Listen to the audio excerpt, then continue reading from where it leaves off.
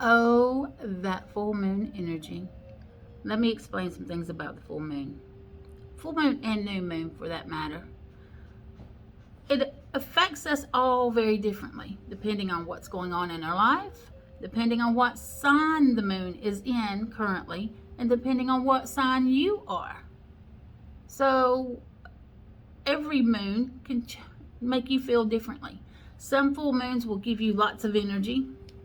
Some of them will completely drain you and make you feel tired and sleepy. Like you're just not motivated, don't want to do anything, you don't want to get out of bed. Everything seems to be difficult. Sometimes the moon will make you feel extra emotional. Sometimes it makes you feel extra happy, and sometimes it's extra sad.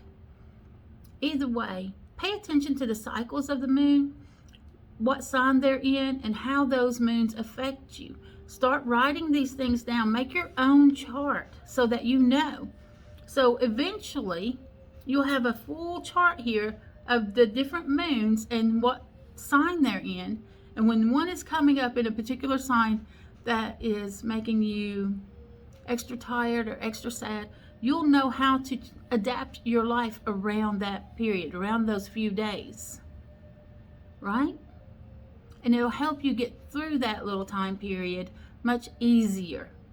So start making a chart of the different moon cycles and what signs they're in and how it affects you. Does it make you happy? Does it make you sad? Does it make you tired? Does it give you energy? Are you more creative? Are you wanting to be more by yourself? Is your intuition on steroids? What is that moon phase bringing you, and what sign is it in when it's doing those things? Write it all down, make the chart. I need to tell that to myself because I haven't done it either. I pay attention, but I haven't made the chart to really look ahead and say, oh, I know what's coming for me. I need to do that as well, so I'm going to do that. I'm going to mark it on my list to do, and I'm going to start doing that, and we're going to see. It'll be very, very informative. Having that information, that knowledge in advance, it will help us in more ways than you can even imagine. Everyone is different, so that's why you need to make your own chart. Don't rely on what it says online. Don't rely on what someone else is predicting.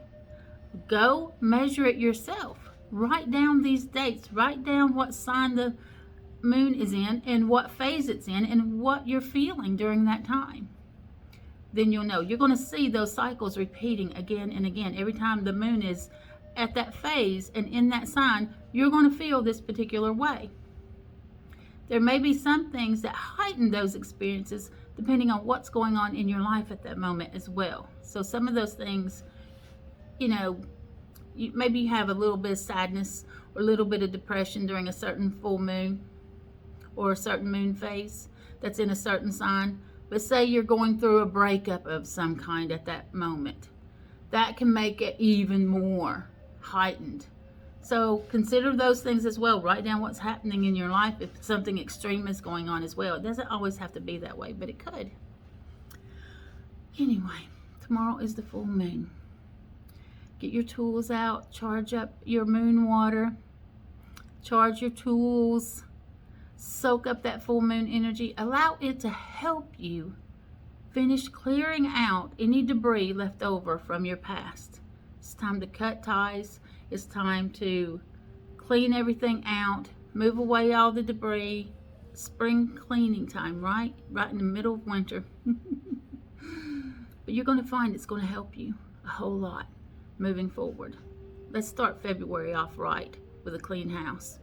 Have a great day, everyone. Remember, you have the power to create the life you've always dreamed of. You do.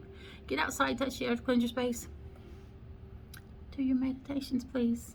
And remember that this way, the Wolf, the Raven, and Spirit, we're sending you unconditional love. Mwah.